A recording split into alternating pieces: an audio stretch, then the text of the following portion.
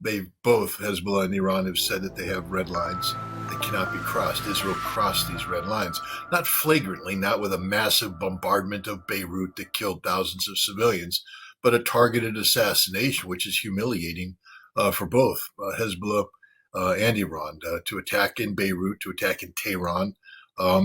It's Israel literally thumbing its nose at both of those nations, hoping that because these were just singular deaths, that neither Hezbollah nor Iran would, respond with the massive attack. But here's the quandary that both Hezbollah and Iran face. Should they fail to deliver on that which they have promised, they have lost deterrent value. That basically they have opened themselves up for Israel to continue to selectively target senior leadership. Let's put it this way. This is another thing that people need to factor in.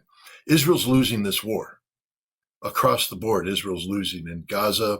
Israel can't defeat Hezbollah. Israel has no solution to the Houthi. Israel has no solution to Iran or the militias in Syria and Iraq. Israel's economy is tanking. Their military is exhausted. Politically, Benjamin Netanyahu is in a very difficult position. He had to go to the United States and wrap himself in the American flag, and that wasn't necessarily the success story that the media has portrayed it as. One of the main arguments that says they have to do something big is the fact that, what's next then? Does Israel assassinate the Iranian president? Do they assassinate the supreme leader? Do they assassinate the head of the Revolutionary Guard Corps? Iran has said they won't tolerate this, and if they tolerate it, it puts them in a difficult position, both in terms of their geopolitical posture, but also, as you insinuated, domestically. The Iranian people are expecting something, a response, and given the kind of social media manipulation that's going on in Iran, where the Iranian government is putting out hints of a big attack, if they fail to deliver, this won't be a good look. So I think we are going to see a very big response. If these missiles start flying, will the United States be launching missiles into Tehran? Well, the United States has, from my understanding, made it clear to Israel that the United States is there for the defense of Israel. That's why all these ships are there. These ships, the same ships that provide a ballistic missile shield against an aircraft carrier as part of the carrier battle group, can be integrated into a ground-based missile defense system.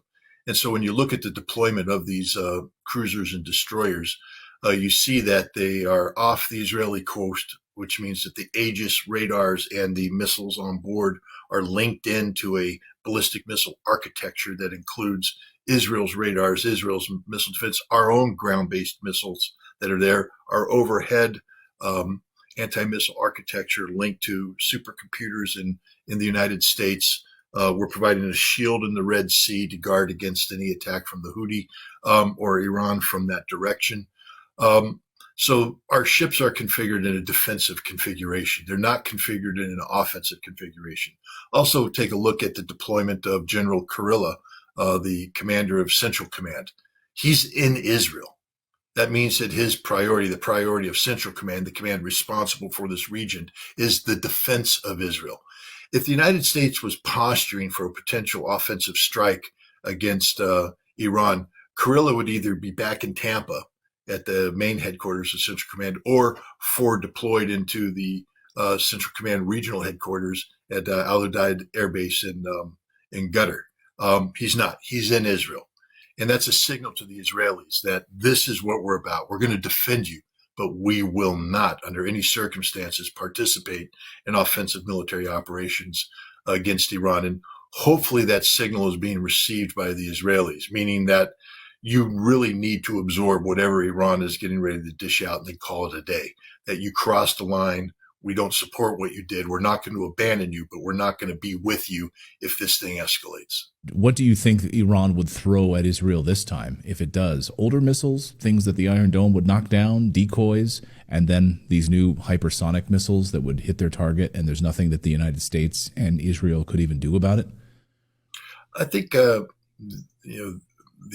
Operation True Promise, which was the Iranian response in April, was a highly telegraphed operation that came in waves. That basically said, hey, here's wave one coming your way. And they sent it in, and wave one absorbed a great level of the potential, defensive potential, aircraft firing their anti-air missiles, Iron Dome, knocking things down. And in doing so, they're revealing, all capabilities. The Iranians are just sitting there collecting intelligence on all this. Then came the cruise missiles, again, telegraphed. And then came the older ballistic missiles, telegraphed. And basically, they're letting the defense adjust to each wave. And the defense is giving away its capabilities as they do it. And then in the end, they hit them with some advanced systems, not the hypersonics, but systems with separating warheads, maneuvering warheads, decoys that got through, hit their targets to send a signal. Iran won't do that this time, I believe. I believe that if Iran is to respond, they will flood the zone so that everything hits Israel at once.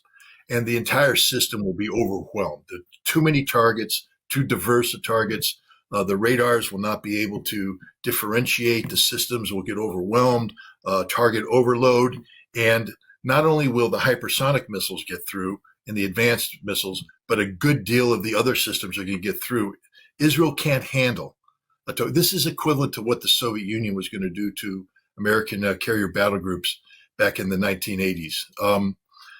Basically have their bombers come out and flood the skies with cruise missiles and do a saturation attack that the battle group couldn't shoot them down and the carrier would be sunk. Israel is now the aircraft carrier. Iran is going to flood it with weapons. Hezbollah will flood it with weapons. And the vast majority of these weapons will probably get through and hit the targets that they're aimed at, which will be devastating for Israel. Devastating. Well, this is the calm before the storm, and everyone in the West is trying to figure out what exactly Iran is going to do right now. آنچه در مورد ما میگویند